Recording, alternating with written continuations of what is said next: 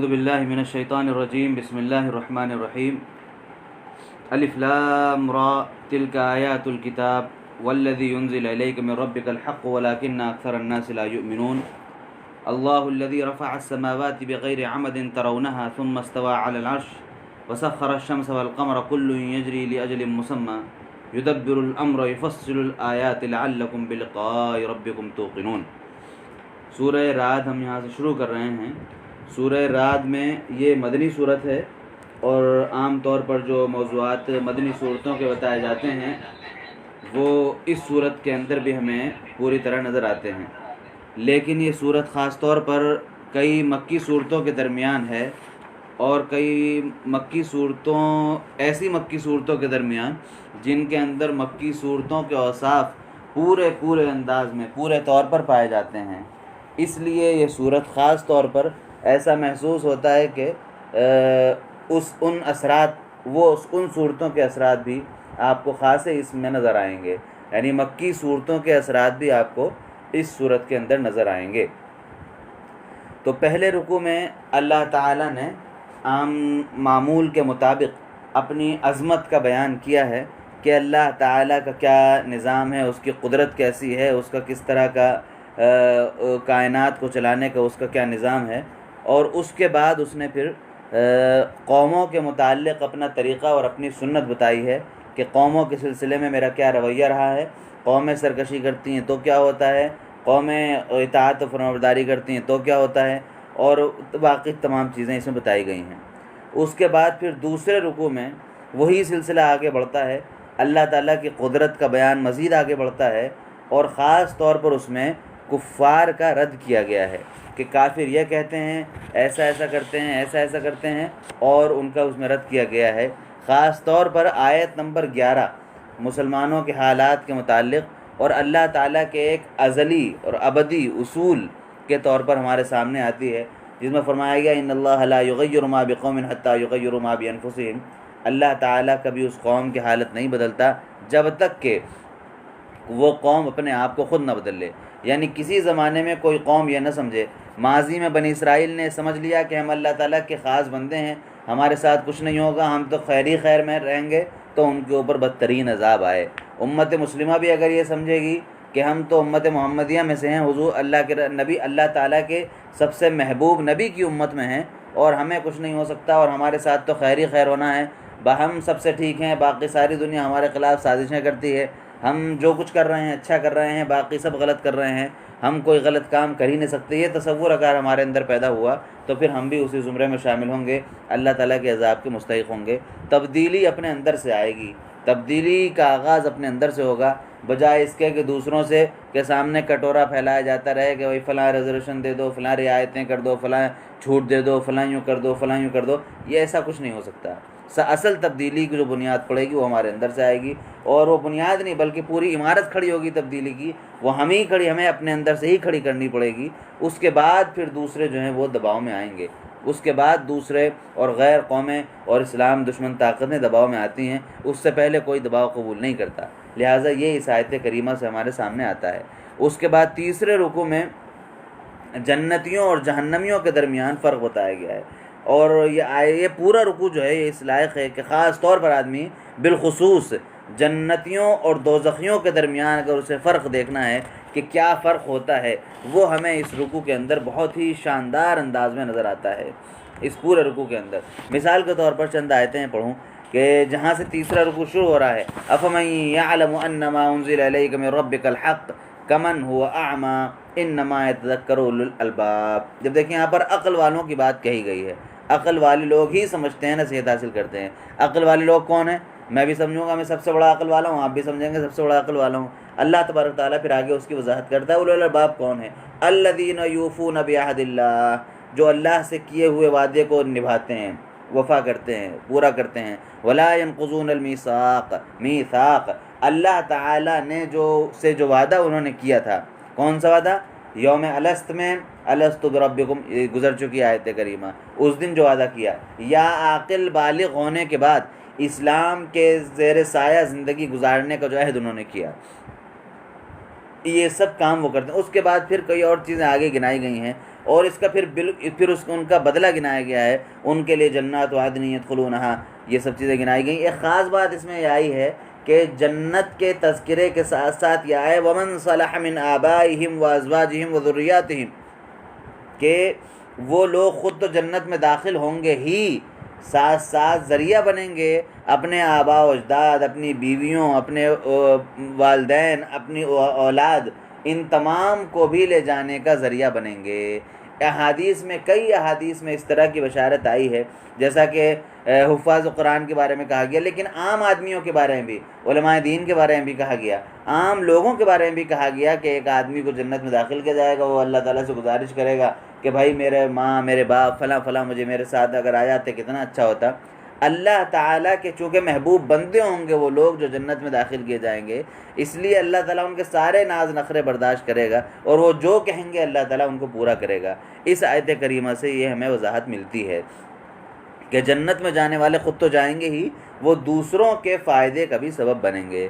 اس کے علاوہ پھر اسی رکوع میں بالکل اس کے اپوزٹ جو جہنمی لوگ ہیں ان کے حالات بھی بیان کیے گئے ہیں، ان کا کیا معاملہ ہوگا کیا نہیں۔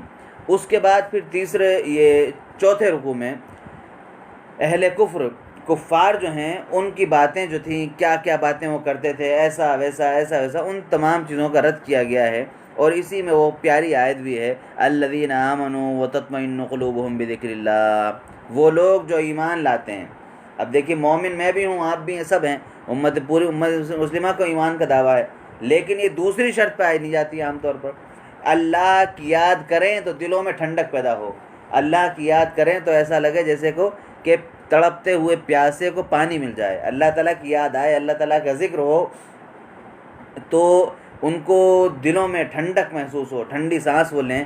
اللہ، ایسے لوگ جو ہیں وہ اللہ تعالیٰ کے محبوب بندے ہیں۔ الا بذکر اللہ تطمئن القلوب، سن لو اللہ کی یاد سے دل اطمینان پاتے ہیں، دلوں کو اطمینان نصیب ہوتا ہے۔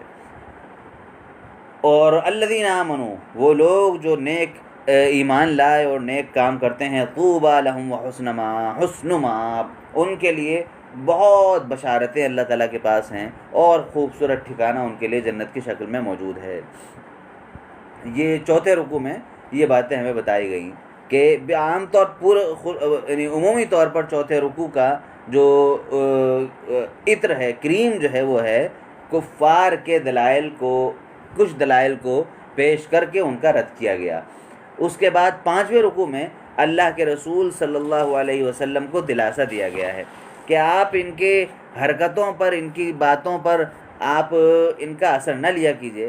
آپ سے پہلے بھی رسول آئے ہیں، انہیں بھی اس طرح کی باتوں کا سامنا کرنا پڑتا تھا، اور بالخصوص اللہ کے رسول صلی اللہ علیہ وسلم کے ساتھ جو لوگ ہیں اور جو حضور کو تقویت پہنچاتے ہیں، حضور کی نصرت کرتے ہیں، حضور کی مدد فرماتے ہیں، ان لوگوں کا تذکرہ کیا گیا ہے کہ وہ لوگ آپ کے ساتھ ہیں، اور آپ کے ساتھ وہ لوگ انشاءاللہ جنت میں داخل ہوں گے، ان کے اجر کا بیان ہے کہ ان کو جنت ملے گی۔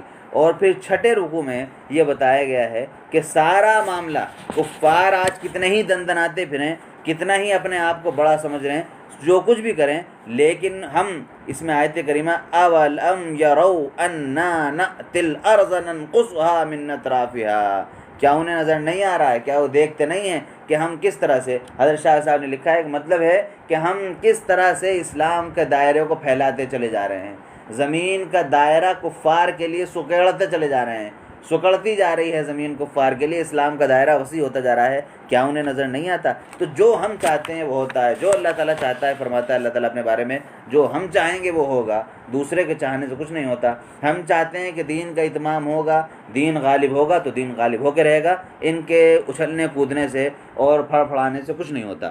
اس کے بعد پھر سورہ ابراہیم شروع ہوتی ہے۔ سورہ ابراہیم مکی صورت ہے، اس میں اللہ تعالیٰ، اس میں ایک خاص بات ہے کہ کفار کی عادتیں بتائی گئی ہیں پہلے رکوع میں، لیکن ذرا الگ انداز ہے۔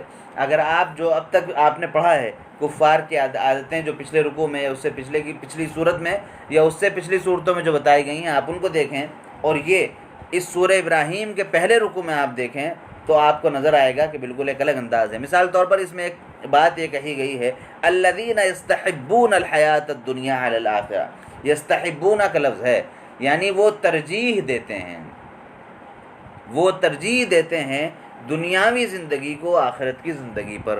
اب یہ ترجیح کا لفظ جو ہے یہ اپنے آپ میں بہت پھیلا ہوا ہے، اس کے بے شمار معنی ہیں۔ بہرحال ایک چھوٹی سی بات اس میں یہ بھی ہے ہم لوگوں کو غور کرنے کی کہ مومن ہم بھی ہیں، دنیا کو ہم بھی مانتے ہیں، آخرت کو ہم بھی مانتے ہیں، لیکن ہم لوگوں کو دیکھنا چاہیے کہ ہمارے نزدیک قابل ترجیح کیا ہے، زیادہ بہتر ہم کس کو سمجھتے ہیں، زیادہ وقت کس کو دے رہے ہیں، زیادہ صلاحیتیں کس کے لیے لگا رہے ہیں، زیادہ مال دولت کس کے لیے خرچ کر رہے ہیں، تو سب سمجھ میں آ جائے گا کہ ہم ایسا لگتا ہے کہ کفار کے شانہ بشانہ کھڑے ہیں۔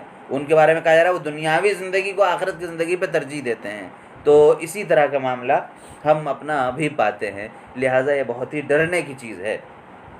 اس کے بعد پھر دوسرے رکوع میں اللہ رسولوں کے بارے میں بتایا گیا ہے کہ تمام رسول اپنے قوموں کو دعوت دیتے رہے، تمام رسول اپنے قوموں کو بلاتے رہے اللہ تعالیٰ کی طرف، اور قومیں ہٹ دھرمی کرتے رہیں۔ کئی قوموں کا نام لے کر تذکرہ ہے کہ فلاں فلاں فلاں فلاں قومیں اس سے پہلے آ چکی، اور ان کے رسول ان کو بلاتے رہے اللہ تعالیٰ کی طرف، لیکن وہ مانتے نہیں تھے، ہٹ دھرمی کا مظاہرہ کرتے چلے جاتے تھے۔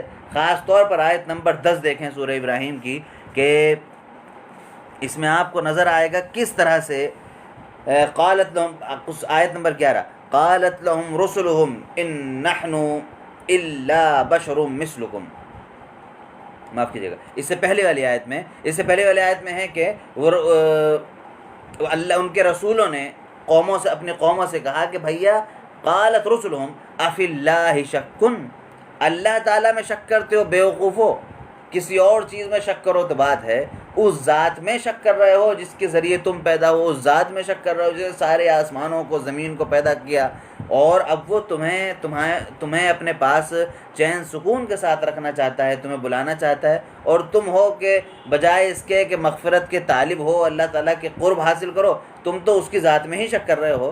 اس کے بعد کہا گیا کہ دیکھیے یہاں سے پتہ چلتا ہے کہ رسولوں کا جو پیغام تھا کتنا دو ٹوک، کتنا صاف اور بالکل دو دو چار کی طرح واضح تھا۔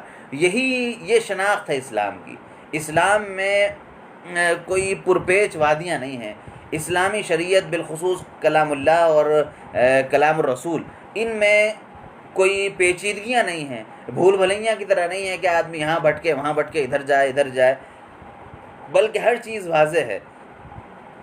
اب اسی آیت میں جو بھی آیت میں نے پڑھی، آیت نمبر 10، اسی میں ہے کہ کفار نے کہا قالوا ان انتم الا بشر مثلنا، ارے تم کہاں سے نبی ہو گئے بھائی، تم تو ہمارے ہی طرح انسان ہو، تم تو اب صرف بالکل ہمارے ہی جیسے ہو، ہمارے ہی جیسے کھاتے پیتے ہو، سب کچھ کرتے ہو، تم ہمارا نقصان پہنچانا چاہتے ہو ہمیں، اور تمہارے اندر کوئی خاص بات نہیں ہے، رسول اور نبی ہونا بہت دور کی بات ہے، تمہارے اندر کوئی خاص بات بھی نہیں ہے۔ رسولوں کا جواب دیکھیے، قالت لهم رسلهم، رسولوں نے کہا ان نحن الا بشر، صحیح کہہ رہے ہو بھائی، تم بالکل ہم تمہاری ہی طرح انسان ہیں، فرق کیا ہے؟ صرف فرق اتنا ہے ولکن اللہ یمن علی من یشاء من عبادہ، فرق یہ ہے کہ اللہ تعالی نے تھوڑا اسپیشل ہمارے اوپر احسان کر دیا ہے۔ انسان تم بھی ہو، انسان ہم بھی ہیں، اللہ کے بندے، اللہ کے نوکر، اللہ کے خادم تم بھی ہو، اللہ کے خادم غلام ہم بھی ہیں، سب کچھ اللہ کی چوکٹ پہ سر ہم بھی رکھتے ہیں، تم بھی رکھتے ہو، سب کچھ برابر ہے۔ فرق صرف یہ ہے کہ اللہ تعالیٰ نے ہمیں ذرا سا خصوصی بنا لیا ہے اپنا پیغام بھیجنے کے لیے تمہارے تک، لہٰذا یہ ایک خاص بات ہم میں ہے، باقی کوئی الگ چیز نہیں ہے۔ مزید انبیاء فرماتے تھے وَمَا كَانَ لَنَا أَن نَأْتِيَكُمْ بِسُلْطَانٍ إِلَّا بِإِذْنِ اللَّهِ، تم کہتے ہو کہ کوئی ثبوت لے کے آؤ، کوئی سرٹیفکیٹ لاؤ، کوئی معجزہ لاؤ، یہ لاؤ وہ لاؤ، اللہ چاہے گا تو معجزہ دکھائیں گے، وہ نہیں چاہے گا تو نہیں دکھا سکتے۔ جو معجزات ہم دکھاتے ہیں، جو کتاب ہم پیش کرتے ہیں تمہارے سامنے، اس پہ ہمارا بس نہیں چلتا، ہمارا کوئی بس نہیں چلتا، اللہ تعالیٰ کا حکم ہوتا ہے، اجازت ہوتی ہے، تبھی ہم یہ سب کر پاتے ہیں، ورنہ ہم کچھ نہیں کر پاتے۔ مزید دیکھیے رسول کیا فرماتے ہیں وَعَلَى اللَّهِ فَلْيَتَوَكَّلِ الْمُؤْمِنُونَ، تم مانتے ہو تو بہت اچھا، نہیں مانتے تو ہم اللہ تعالیٰ ہی سے لو لگاتے ہیں، اللہ تعالیٰ پہ سارا بھروسہ ہے ہمارا، تمہارے اوپر بھروسہ نہیں ہے۔ وَلَنَصْبِرَنَّ عَلَى مَا آذَيْتُمُونَا، آگے چل کے کہتے ہیں اگر تم ہمیں تکلیفیں پہنچاؤ گے، ہمیں درد دو گے، ہمیں دکھ دو گے تو ہم اس پہ صبر کریں گے، ہمیں تم ہٹا دو اپنے راستے سے، یہ نہیں ہو سکتا، ہم جمے رہیں گے اس پر۔ کیوں؟ کیونکہ جو مومن ہوتا ہے اس کی شناخت یہی ہوتی ہے کہ وہ سارا بھروسہ، ساری امیدیں اللہ تعالیٰ سے ہی وابستہ کرتا ہے۔ ان دونوں تینوں آیتوں میں اگر آپ دیکھیں تو رسولوں کا جو پیغام تھا اس کی وضاحت آپ دیکھ کر آپ حیران رہ جائیں گے۔ بالکل دو ٹوک بات، بالکل سیدھی بات، بالکل صاف بات. اور یاد رکھیے یہی معاملہ یہ اسلام کی شناخت بھی ہے. اور قیامت تک اہل ایمان اور مسلمانوں سے جو لوگ دعوت کا کام کرنا چاہتے ہیں یا کبھی غیر مسلم سے کسی سے واسطہ پڑتا ہے دین کی طرف بلانا چاہتے ہیں، اس کو اسی طرح 2 تو 4 کی طرح معاملہ صاف رکھنا چاہیے. کوئی کہہ رہے بھائی آپ کے ہاں تو یہ بھی ہے، ہاں بھائی ہے، بالکل ہے. اب بعض لوگ کہتے ہیں اصل میں اگر ہم نے یہ کہہ دیا تو پھر اسلام نہیں لائیں گے. نہ لائیں، اس میں ہمیں کیا ہے، لیکن اسلام جیسا ہے ہمیں اس طرح پیش کرنا ہے. ہم ٹھیکیدار نہیں ہیں. اللہ تعالیٰ نے نبیوں سے کہا ہے، اللہ کے رسول صلی اللہ علیہ وسلم سے کہا لست علیہم بمسیطر، آپ نگراں نہیں ہیں، آپ ٹھیکیدار نہیں ہیں کہ آپ ڈنڈا لے کے ہر وقت سر پہ کھڑے رہیں اور کلمہ پڑھا کے ہی دم لیں گے. آپ اپنی بات صاف صاف پہنچائیے، کوئی مانے تو مانے، نہ مانے تو نہ مانے. اسی لیے انبیاء کرام نے لمبی لمبی زندگیاں گزاری. اور حدیث میں آتا ہے قیامت میں بہت سارے نبی آئیں گے، ان کے ساتھ امت کے نام پہ کوئی بھی نہیں ہوگا، اکیلے کھڑے ہوں گے. کسی کے ساتھ 2 آدمی، 4 آدمی، 10 آدمی. یہ کیا تھا؟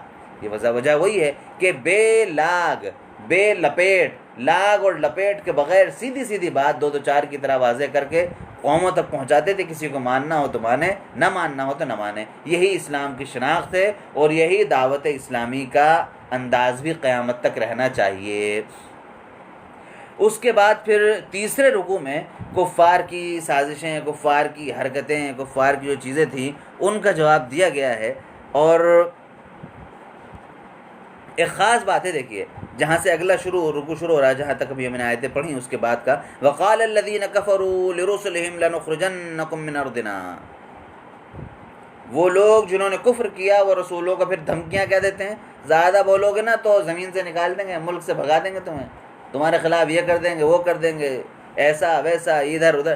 پتہ چلا کہ یہ ملک بدر کرنے کی جو دھمکی ہے، جو ہمیں کبھی کبھی اپنے ملک میں بھی نظر آتی ہے الگ الگ ناموں سے، شہریت چھین لیں اور یوں کر دیں اور وہ کر دیں.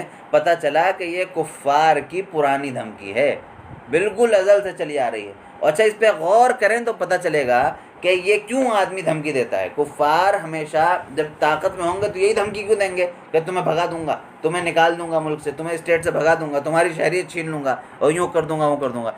وجہ اس کی یہ ہے کہ ان کے جو ابا ہیں، مذہبی ابا، مسلکی ابا، فکری ابا، ابلیس، یعنی اسے مسلمانوں کی وجہ سے، اسلام کی وجہ سے اور انسان کی وجہ سے اس کو جنت سے بھگایا گیا.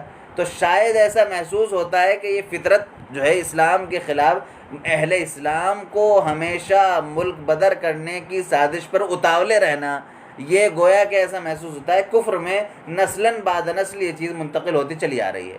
اور سب سے پہلے یہی دھمکی دیتے ہیں، بھگا دیں گے یہاں سے، یہاں روانہ کر دیں گے، یوں کر دیں گے، یوں کر. اللہ کے رسول صلی اللہ علیہ وسلم کے ساتھ بھی یہی ہوا تھا، مستقل دھمکیاں، یا تو بھائی یہاں رہنا ہے تو یہ نہیں ہوگا ورنہ بھاگ جاؤ، ایسا ایسا. اس کے نتیجے میں پہلے ہجرت حبشہ ہوئی، اس کے بعد پھر ہجرت مدینہ منورہ ہوئی. تو یہ تمام چیزیں جو ہیں اس آیت کریمہ کے ذیل میں ہمیں دیکھنی چاہیے. یہ آیت نمبر 13 ہے. تو اللہ تبارک تعالیٰ فرماتا ہے بھیا سنو، یہ زمین جائیداد جو دیکھ رہے ہو، جو ملک اور جو زمینیں تمہیں نظر آ رہی ہیں، تمہارے ابا کی نہیں ہیں، یہ اللہ تعالیٰ کی ہیں، ہماری ہیں. ہماری مرضی ہم جس کو جہاں چاہیں رکھیں، ہماری مرضی ہم جس کو چاہیں ہندوستان میں رکھیں، جس کو چاہیں یہاں سے نکالیں. ہم ہوتے ہیں جس کو چاہے امریکہ میں رکھیں، جس کو امریکہ سے چاہے نکالیں. تم کون ہوتے ہو؟ تمہاری کیا تمہاری اوقات کیا ہے کہ تم یہ واضح کرو گے، یہ طے کرو گے کہ کون یہاں رہے گا یہاں نہیں رہے گا.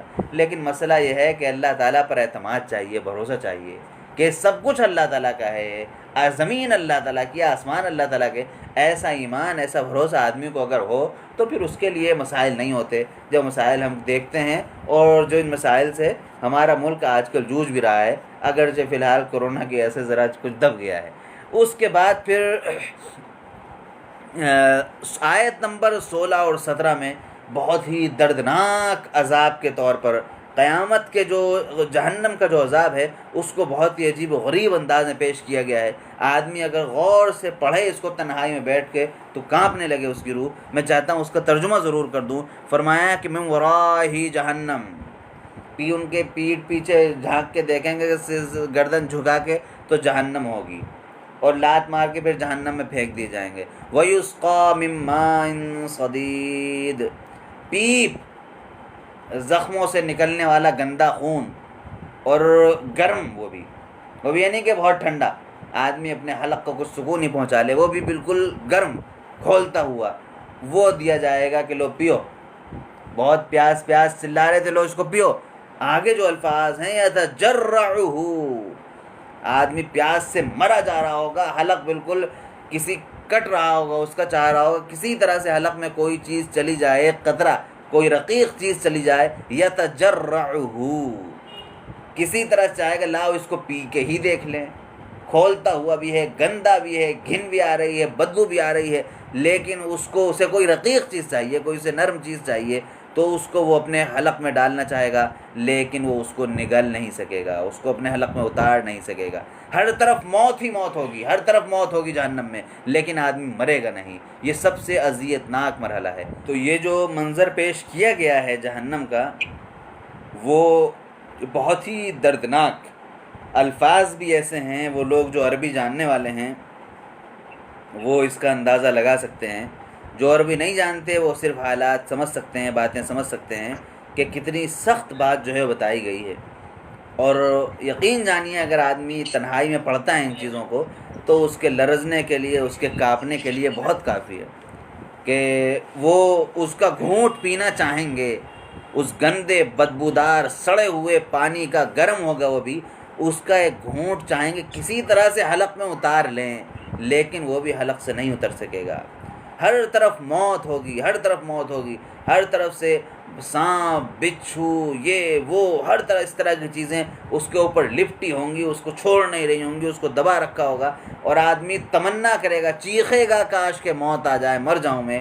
ہر طرف موت ہی موت ہوگی، ہر سامان موت کا ہوگا، لیکن آدمی کو موت نہیں آئے گی.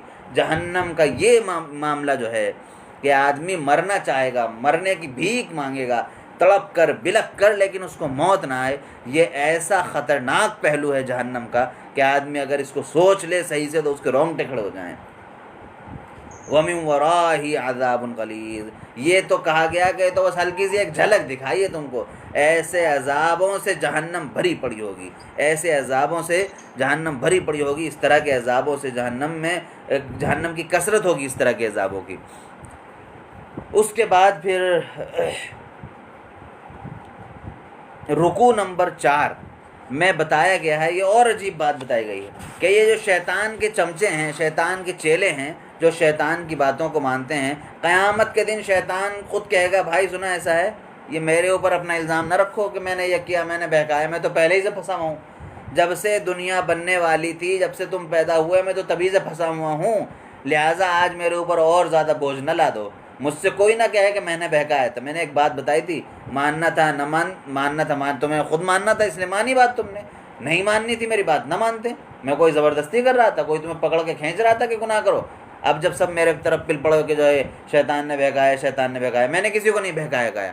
ایک بات بتائی تھی میں نے. اب جو سب سے بڑے گرو تھے، سردار تھے، وہی پھر جائیں گے کہ بھائی میں نے کچھ نہیں کیا تھا. بالکل پیچھے آپ پڑھ چکے کہ حضرت عیسیٰ علیہ السلام کو خدا بنا لیا، خدا کا بیٹا کہا، خدا کے ساتھ شرک کیا حضرت عیسیٰ کو ملا کر. تو اللہ تعالیٰ قیامت کے دن حضرت عیسیٰ علیہ السلام کو ہی پیش کرے گا کہ بھائی عیسیٰ بتائیے، آپ بتائیے ذرا، آپ نے کہا تھا کہ میں خدا کا بیٹا ہوں. وہ کہیں گے اے پروردگار ایسی بات کیسے کہہ سکتا ہوں جو مجھے زیب نہیں دیتی، جو مجھے کہنی ہی نہ چاہیے، جو بات میری زبان پہ آنی ہی نہ چاہیے، وہ بھلا میں اپنی زبان سے کیسے نکال سکتا ہوں. سب یہ مکار ہے، میں نے کچھ نہیں کیا. جب تک میں دنیا میں رہا میں ان کی نگرانی کرتا رہا، جس طرح سمجھا سکتا تھا سمجھاتا رہا. جب میں اٹھا لیا گیا تو پھر تو نگرانی کرتا ہے، تو جو چاہے کر، میرا کچھ معاملہ نہیں اس میں. گویا کہ قیامت کے دن جو سارے سہارے ہوں گے، وہ اچھی شخصیات، وہ بزرگ شخصیات جن کو ہم نے اللہ تعالیٰ کی ذات میں شرک کے لیے اختیار کر رکھا ہے، وہ بھی، اور شیطان بھی، اور دوسرے خداؤں کے بارے میں بھی کلام پاک میں کہا گیا ہے. دوسرے خدا جو انسان نے بنا رکھے ہیں، بت اور یہ اور وہ، ان سب سے کہا جائے گا بتاؤ بھائی بتاؤ. سب کہیں گے نہ نہ نہ نہ، ہم نے کبھی کسی سے کچھ نہیں کہا، ہمیں پوجو. ہم کیا کہہ سکتے تھے، ہمارے اندر طاقت تھی بلا ہم کہتے. سارے سہارے اس دن ٹوٹ جائیں گے. تو پھر آپ اندازہ لگائیے کیا ہوگا صاحب. اس کا اندازہ لگانے کے لیے آپ یوں سمجھیے کوئی قاتل ہو اور اس کو پتہ، اس سے آپ گواہی دلوا رہے ہو، سپریم کورٹ میں آخری ہیئرنگ ہو رہی ہے، سماعت چل رہی ہو کہ بس اب فیصلہ کرنا ہے، لاؤ بھائی لاؤ، تمہارے گواہ کون کون سے ہیں؟ پتہ چلا جی فلاں صاحب میرے گواہ ہیں. آ گئے بھائی، بہت مضبوط گواہ آ گیا. ہاں بھائی بتائیے کیا یہ بری ہیں؟ کہا نہیں کہاں سے بری ہے، تو کم بخت میں نے اسے مارتے ہوئے خود دیکھا ہے. اب آخری سہارا آدمی کا پھانسی کے پھندے کے بیچ میں آخری جو سہارا تھا وہی آخر میں مکر جائے آدمی سے، تو دنیا کی عدالتوں کی تو حیثیت کیا ہے، ان کی اوقات کیا ہے دنیا کی عدالتوں کی؟ اللہ تبارک و تعالیٰ کی عدالت کے سامنے پوری کائنات کی، پوری ساری خلقت کی، ساری مخلوقات کی عدالت ہوگی، اور فیصلہ کرنے والی ذات اللہ تبارک و تعالیٰ کی ذات ہوگی، جس کے جیسا کوئی ہوا نہیں، جس کی قدرت کے بارے میں ہم صرف اندازے لگا سکتے ہیں اور اس کے علاوہ کچھ نہیں کر سکتے۔ تو یہ جو ہے عجیب و غریب یہ مرحلہ پیش آ جائے گا، جس کو رکوع نمبر 4 میں بیان کیا گیا ہے۔ شیطان کو یا شیطان ہی خود بے وفا ہو جائے گا، اور اس کے بعد پھر اس رکوع میں اچھائی اور برائی، خیر و شر کا فرق بیان کیا گیا ہے۔ رکوع نمبر 5 میں اہل ایمان سے کچھ باتیں کی گئی ہیں اور ان کو سمجھایا گیا ہے کہ دیکھو تم تو اللہ پہ ایمان رکھتے ہو، یہ باتیں مزید سمجھ لو، اللہ تعالیٰ کی عظمت کی باتیں بتائی گئی ہیں، ان باتوں کو مزید سمجھ لو کہ ان سے تاکہ تمہارا ایمان مضبوط ہو جائے۔ اس کے بعد رکوع نمبر 6 میں حضرت ابراہیم علیہ السلام کی دعائیں آئی ہیں۔ پورا رکوع جو رکوع نمبر 6 جو ہے اس میں حضرت ابراہیم کی دعائیں ہیں، ان میں سے خاص طور پر وہ دعائیں جس میں حضرت ابراہیم نے مکہ مکرمہ کے لیے دعا کی تھی، ہم آیت کریمہ کو پڑھیں اور دیکھیں کہ وہ دعائیں بالکل صاف ہمارے سامنے ہیں دنیا میں آج۔ اور حضرت اسماعیل ملے، حضرت اسحاق ملے، ان کے بارے میں انہوں نے اللہ تعالیٰ کا شکریہ ادا کیا، اور باقی دعائیں ہیں۔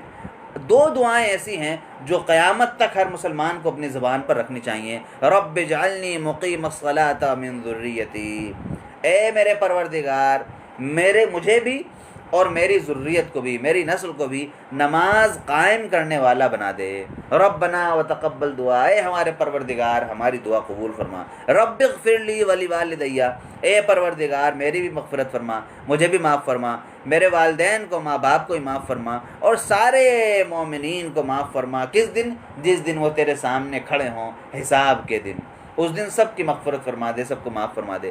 ان دونوں دعاؤں کو رٹنا چاہیے اور یاد کرنا چاہیے، بال بچوں کو یاد کرانا چاہیے کثرت سے۔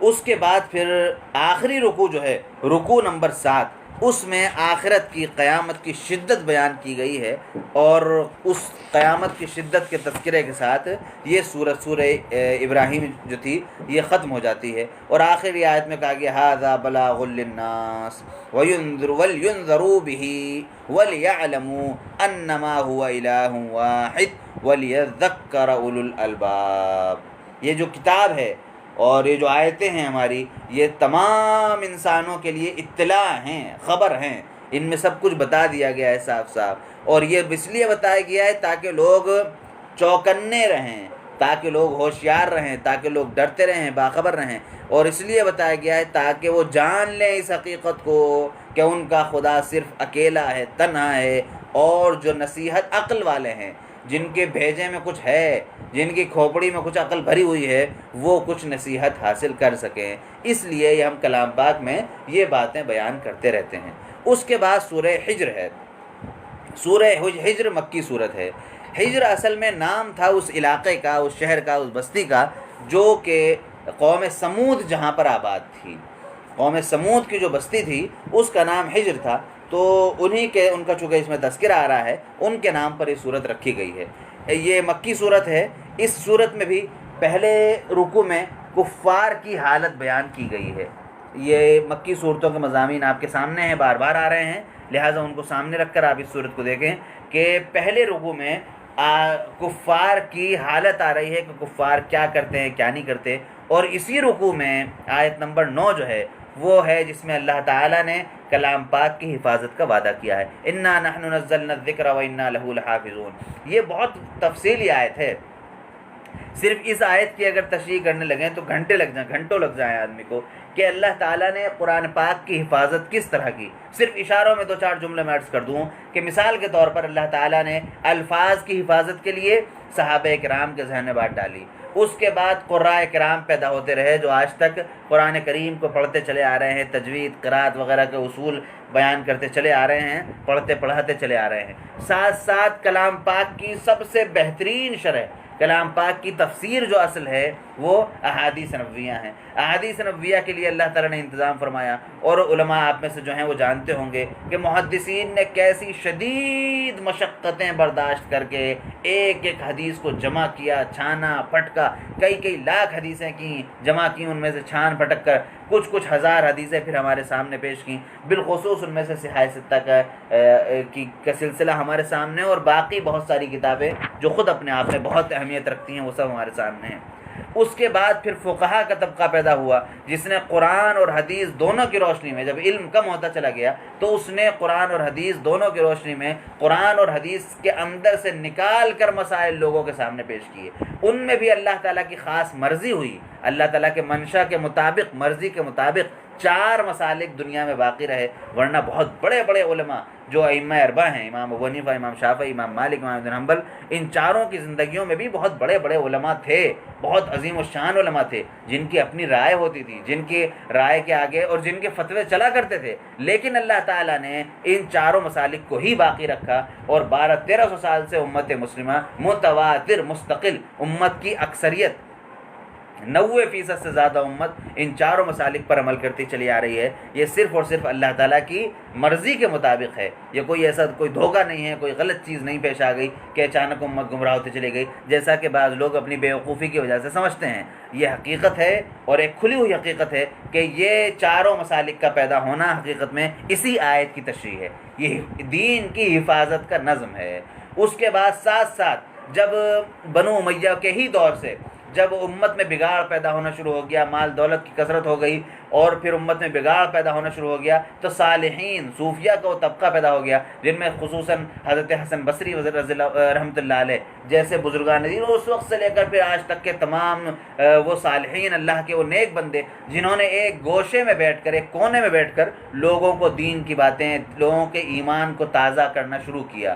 اس کے ساتھ ساتھ پھر مجاہدین، شہداء اور علماء اور خطبہ اور واعظین، اور پورا ایک سلسلہ عظیم الشان، اس کی کتنی تشریح بیان کی جائے، یہ سب پیدا ہوتے چلے گئے، اور سب کے سب حقیقت میں آ کے جڑتے ہیں اسی آیت کریمہ انا نحن نزلنا الذکر وانا لہ لحافظون۔ ہم نے کلام پاک نازل کیا ہے، کلام پاک کے اندر سب ہے، الفاظ بھی، اور الفاظ کے اندر جو روح چھپی ہوئی ہے وہ روح بھی اس کے اندر ہے، لہٰذا اس کی حفاظت کے لیے پھر ہمارے ہاں ہندوستان سے خود جو موجودہ زمانے میں ہم جو متعدد جماعتوں کو، دین کا کام کرنے والی تنظیموں کو دیکھتے ہیں، حقیقت میں وہ سب کی سب اسی آیت کریمہ کا ایک نمونہ ہے۔ اللہ تعالیٰ نے مختلف زمانے میں مختلف علماء، مختلف بزرگوں کے ذہنوں میں مختلف خیالات پیدا کیے کہ ہمیں اس چیز کی حفاظت کرنی چاہیے۔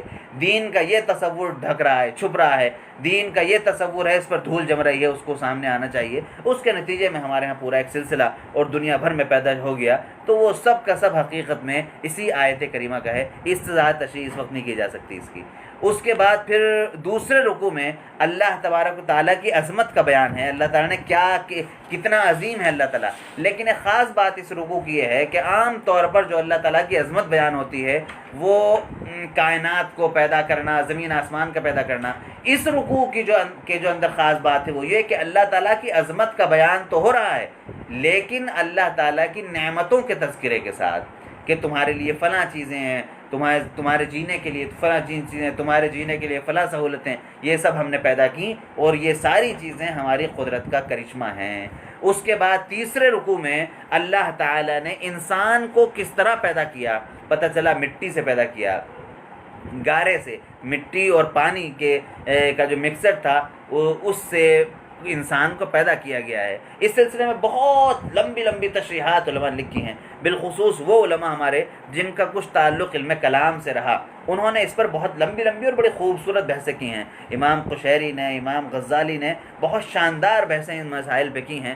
ایک آدھ بات صرف یہ عرض کر سکتے ہیں، مثال کے طور پر علماء نے لکھا کہ بھائی انسان سے پہلے دنیا میں 2 طرح کی مخلوقات رہیں، یا تو بعض جانور ہوئے، جیسا کہ آج سائنس پہنچی بھی ہے، بھائی ڈائناسور ہے، ڈائناسور کو ہم کہتے ہیں کہ کئی ہزار سال پہلے کی ایک مخلوق تھی، اور ایسے بڑے بڑے جانور تھے، یوں ہوتا تو جانور تھے۔ اسی طرح سے ہمیں پتہ چلتا ہے کہ فرشتے تھے، جنات تھے، جن کا اس کرے پر، اس زمین پر، اس پہ ہم رہتے ہیں، اس پہ ان کی حکمرانی تھی۔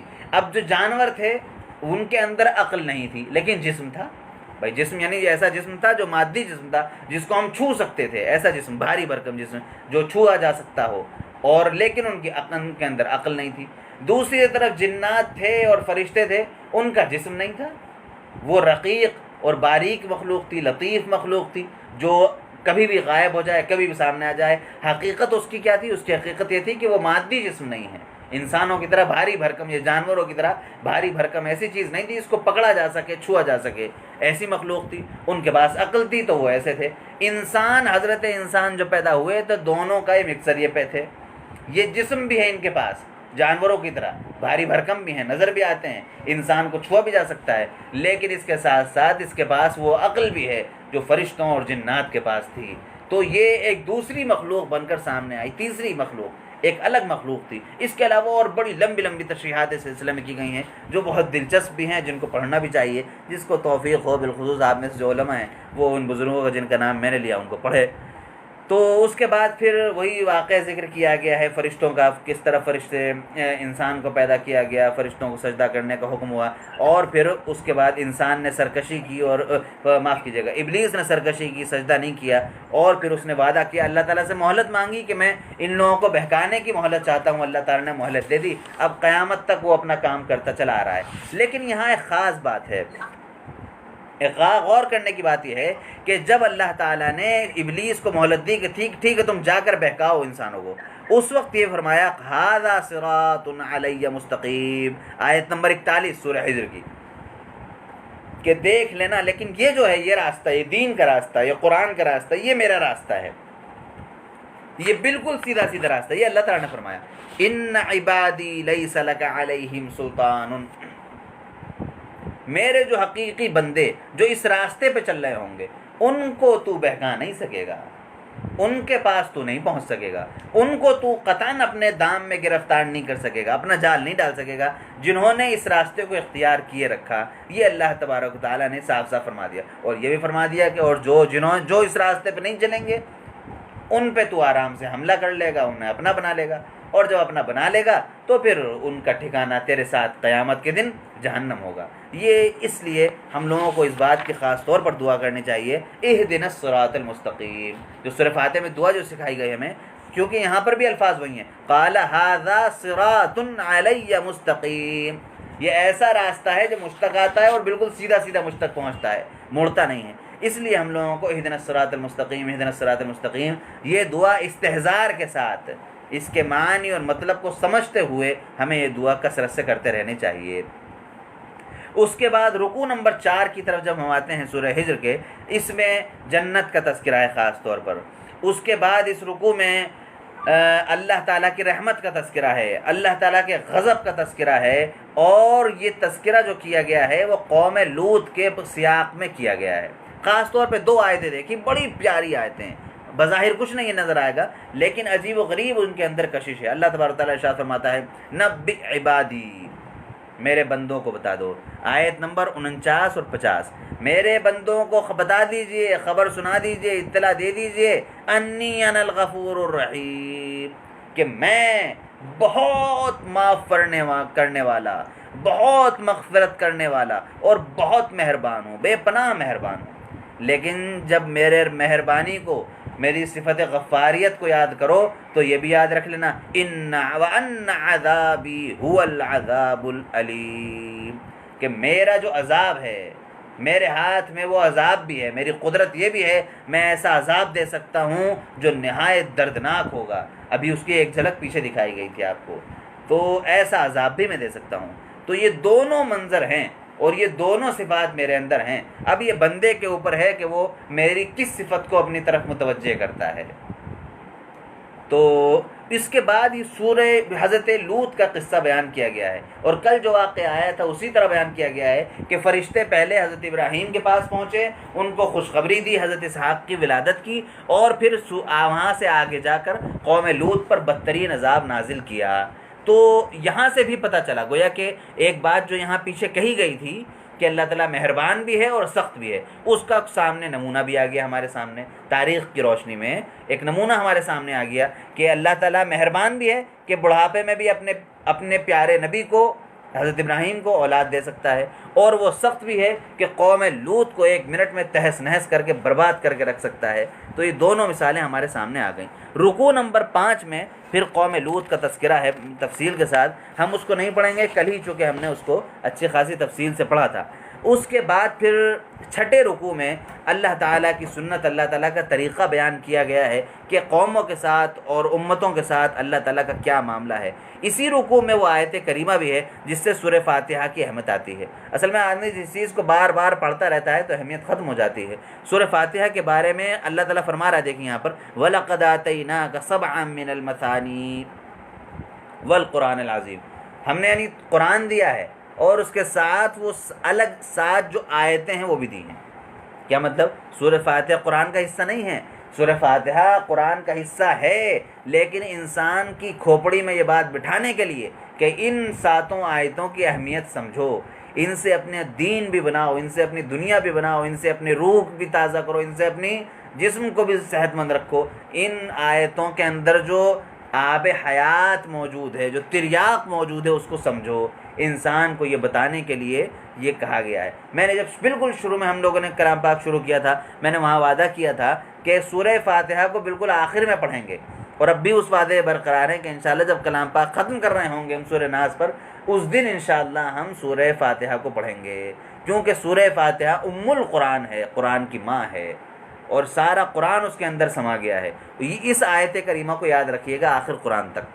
الحمدللہ 14 پارے ہو گئے ہیں ہمارے، یعنی 14واں پارہ چل رہا ہے، گویا کہ آدھا قرآن ہمارا ہو گیا ہے، تو اب آدھے قرآن اور انتظار کریے، لیکن اس آیت کو یاد رکھیے گا جو اللہ تعالیٰ نے سورہ فاتحہ کی اہمیت کے سلسلے میں نازل فرمائی ہے۔ اس طرح سے یہ بیان کے ساتھ، یہ سابقہ قوموں کے حالات کے ساتھ یہ صورت اپنے اختتام کو پہنچتی ہے، اور آخر میں اللہ کے رسول صلی اللہ علیہ وسلم سے کہا جا رہا ہے کہ فَاصْدَعْ بِمَا تُؤْمَرُ، آپ صاف صاف وہ باتیں بیان کیجئے جن کا آپ کو حکم دیا جا رہا ہے۔ وَأَعْرِضْ عَنِ الْمُشْرِكِينَ، اور ان مشرکوں کے چکر میں نہ پڑیے جو بک بک کرتے رہتے ہیں روزانہ بیٹھ کر، ان کی طرف دھیان نہ دیجیے، اور جو آپ کو گیدڑ بھپکیاں دیتے رہتے ہیں، ڈراتے رہتے ہیں یہ کر دیں گے وہ کر دیں گے، ان سے بالکل ڈرنے کی ضرورت نہیں ہے۔ اِنَّا كَفَيْنَاكَ الْمُسْتَهْزِئِينَ، ہم کافی ہیں دین کا مذاق بنانے والوں کے لیے۔ آئے دن ہم دیکھتے رہتے ہیں، ایک صاحب بیٹھے ٹی وی پر، انہوں نے ایک نقشہ بنایا کہ دیکھو یہ جہاد ہے، اور جہاد اس طرح کا ہوتا ہے، یوں جہاد اور وہ جہاد اور وہ جہاد، اور جہاد کی مذمت بیان کی انہوں نے، اور پتہ چلا صاحب اب وہ بالکل کل علماء دین کی طرح بیٹھ کے جہاد کی وضاحت بیان فرما رہے ہیں کہ بہت پوتر جنگ ہے، بڑی مبارک جنگ ہے۔ آدمی خود مذاق بن رہا ہے، خود پاگل بن رہا ہے۔ پہلی بار تم نے اگر دین کا مذاق نہ بنایا ہوتا گدھے انسان، تو اللہ تعالیٰ تمہیں آج مذاق نہ بناتا دنیا کے سامنے کہ اپنے لوگ خود تمہارا مذاق اڑا رہے ہیں کہ بھائی تمہیں یہ کیا کرنا پڑ گیا۔ تو آئے دن یہ تو بہت ہی حقیر مثال میں نے آپ کے سامنے پیش کی، آئے دن اس طرح کے واقعات ہمارے سامنے آتے رہتے ہیں کہ وہ لوگ جو دین کا مذاق بناتے ہیں، جو دین کو ہوا میں اڑاتے ہیں، جو اسلام کو سنجیدگی کے ساتھ نہیں لیتے، جو اللہ کی رسول کی سنتوں کو اپنے پیروں تلے روننے کی کوشش کرتے ہیں، اللہ تعالیٰ ان کو دنیا میں اور آخرت میں ہے ہی، دنیا میں بھی ان کو اللہ تعالیٰ ایک مضحکہ بنا دیتا ہے، ایک مذاق بنا دیتا ہے۔ اس بات کو ہمیں سمجھنا چاہیے۔ تو اس کے بعد فرمایا ان الذین یجعلون مع اللہ الہا آخر فسوف یعلمون، آپ کو ان سے ڈرنے بڑھنے کی ضرورت نہیں ہے، آپ کو ان کی ٹینشن لینے کی ضرورت نہیں ہے، یہ مذاق بناتے ہیں دین کا، کل ان کا خود مذاق بنے گا۔ اور یہ لوگ اللہ تعالیٰ کے ساتھ دوسرے خداؤں کو پوچھتے ہیں جو لوگ، فسوف یعلمون، آپ پریشان نہ ہوئیے، ان قریب ان کو پتہ چل جائے گا۔ ان قریب یعنی دنیا میں بھی پتہ چل سکتا ہے۔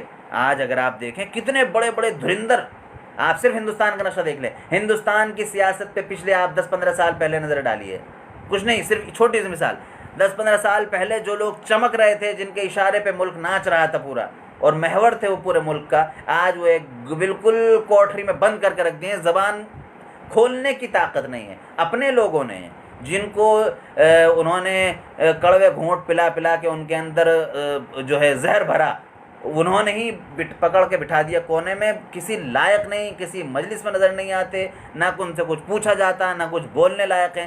باہر ملک کے معاملات میں تو خیر بولنا بہت دور کی بات ہے، اس لائق بھی اوقات نہیں بچی کہ اپنی پارٹی، اپنی جماعت، اپنے لوگ اور اپنے شاگردوں، اپنے چیلوں چپیڑوں کے معاملات میں بھی کچھ بول سکیں۔ یہ اللہ تعالیٰ کا نظام ہے۔